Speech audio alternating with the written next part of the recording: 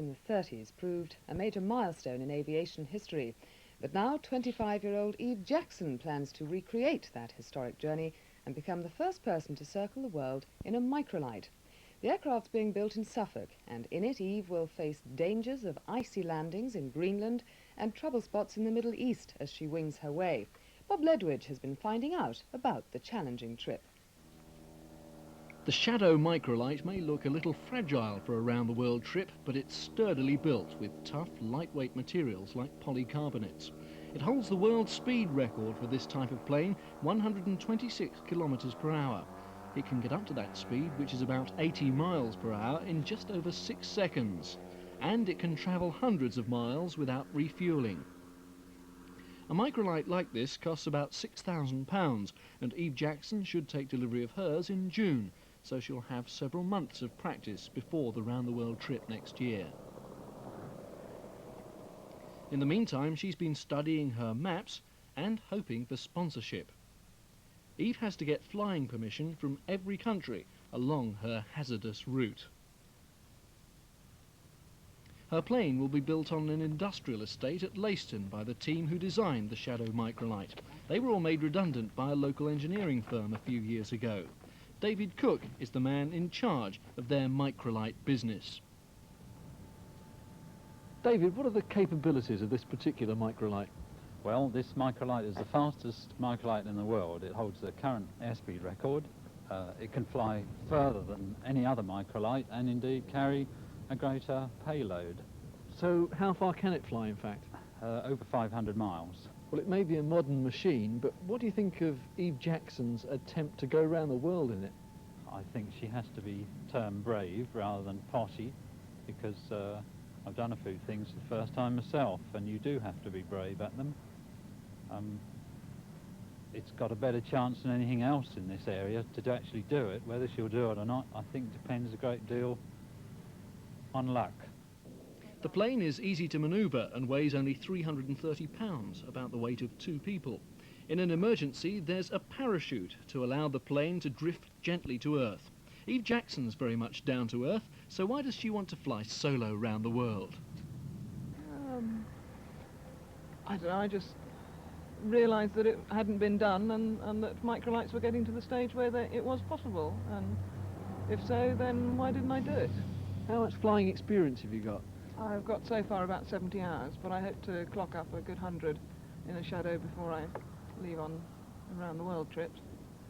Now, what worries me, looking at the route you're going to take, is the appalling dangers you're going to face, not just from the flying, but from the places you're travelling over. There are wars going on, for example, Iran, Iraq, in the Middle East. You've got a stretch down the Soviet coastline, which I'm sure isn't going to be plain sailing. How are you going to cope with all these problems? In actual fact, I'm not going to anywhere, to both sides of any war. So you'll only get shot at by one side. Well, yes, I'm not crossing any lines. No, it's conceivable that I would have to go to Iran, though I doubt it. But I'm certainly not going to Iraq, for instance. The Russia leg, if the Russians decide they'll have me, then I think they'll be nice to me. It's just a question of whether they decide they'll let me in the first place.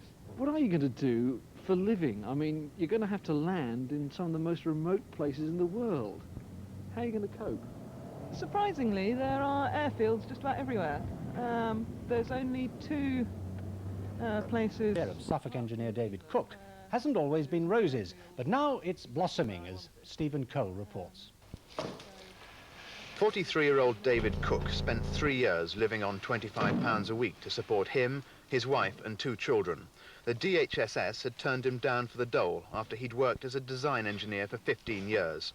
Then last year, 2 retired businessmen gave him the break he needed. They provided the financial backing necessary to form Cook's Flying Machines, and he was able to move into a small workshop at Leiston to start manufacturing his award-winning microlight he calls the Shadow.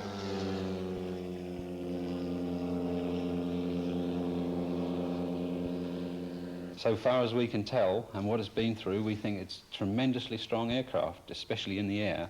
Like all aircraft, it's very vulnerable on the ground, and people will have to take care of it. But we've had over 2 tons on the wings in stress testing, and there's been no failure. It takes him 4 months to build a machine, and they sell for just under £7,000. It's a very precise business. Everything has to be weighed and measured, and he needs all the skilled expertise of his 3 engineers to help him put the machines together. They look strangely awkward on the ground, but once in the air, it's easy to see their potential. They'll accelerate faster than a Porsche, 0 to 80 in 6 seconds. David Cook says it won't spin or stall and can, if fitted with an extra tank, fly for 500 miles. He sees the major commercial market as being in the third world, but he's already had numerous inquiries from India, Malaysia and Europe, and so far he's had 5 definite orders.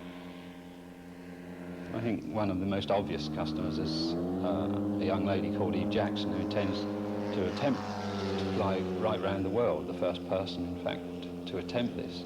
Other people will probably come from Europe in the first instances. Inquiries are pouring in from all over the world. In fact, I rather fear we'll get swamped.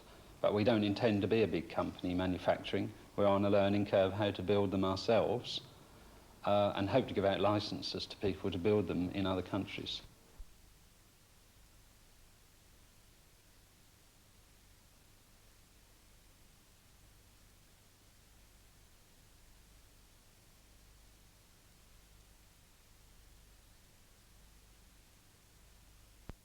He built his first microlight with 2 friends in his cellar. Then, in August last year, he broke the world microlight speed record.